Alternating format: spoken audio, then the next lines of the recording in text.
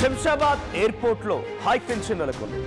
IndiGo విమానానికి bomb బెదిరింపు call రావడంతో హైదరాబాద్ లో కాసేపట్లో ల్యాండ్ అవ్వాల్సినటువంటి ఓ ఇండిగో విమానం అట్నుంచి ముంబై వైపుగా దారి మళ్లించబడింది. ప్రెజెంట్ బాంబు బెదిరింపుతో ఈ విమానాన్ని ముంబైకి మరలించారు. సో ఇండిగో విమానం కువైట్ నుంచి హైదరాబాద్ రావాల్సి ఉంది. నిన్న రాత్రి కువైట్లో 1:15 స్టార్ట్ అయినటువంటి ఈ ఇండిగో విమానం ఈరోజు తెల్లవారుజామున ఎగ్జాక్ట్గా నేను ఈ వార్త చెప్పే సమయానికల్లా హైదరాబాద్ రాజీవ్ గాంధీ ఇంటర్నేషనల్ ఎయిర్పోర్ట్లో ల్యాండ్ అవ్వాల్సింది. కానీ ఈ బాంబు బెదిరింపు కారణంగా దీన్ని దారి మళ్లించేశారు. విమానంలో బాంబు బెదిరింపుతో ప్రయాణికులు కూడా ఆందోళన వ్యక్తం చేస్తున్నారు. విమానంలో ఇప్పుడు ప్రస్తుతానికి 175 మంది ప్రయాణికులు ఉన్నారు. అయితే ఇక్కడే ఒక బిగ్ ట్విస్ట్ నెలకొంది.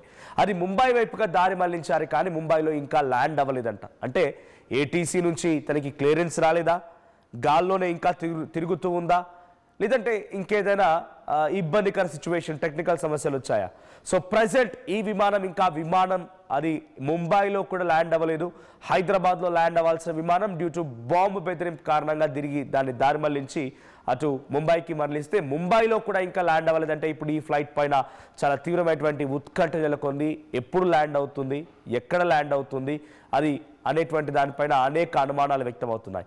ఇండిగో విమానం నిన్న రాత్రి కువైట్ నుంచి మొదలైంది. 1:15 సమయానికి 8:15 సమయానికి ఎగ్జాక్ట్గా హైదరాబాద్ రాజీవ్ గాంధీ ఇంటర్నేషనల్ ఎయిర్పోర్ట్లో ల్యాండ్ కావాల్సి ఉండేది. కానీ ఇప్పటి వరకు ఇక్కడ ల్యాండ్ అవ్వలేదు. డ్యూ టు బాంబు బెదిరింపు వచ్చింది ఆ విమానానికి. వెంటనే దాన్ని ముంబైకి మరలించారు.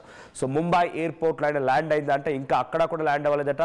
కొంత తీవ్రమైన ఉత్కంఠ నెలకొంది. 175 మంది ప్రయాణికులతో ప్రయాణిస్తున్నటువంటి ఈ విమానం ఇప్పుడు కొంత ఎక్కడ ల్యాండ్ అవుతుంది, ముంబైలో ల్యాండ్ అవ్వడానికి గంట సమయం పడుతున్న విషయం పైన ఆందోళన వ్యక్తమవుతోంది. అటువైపుగా లోపలటువంటి 175 మంది ప్రయాణికులు కూడా ఈ ఫ్లైట్లో బాంబు బెదిరింపైనటువంటి వార్తతో వారు కూడా షాక్ గురయ్యారు, ఆందోళన వ్యక్తం చేస్తున్నారు.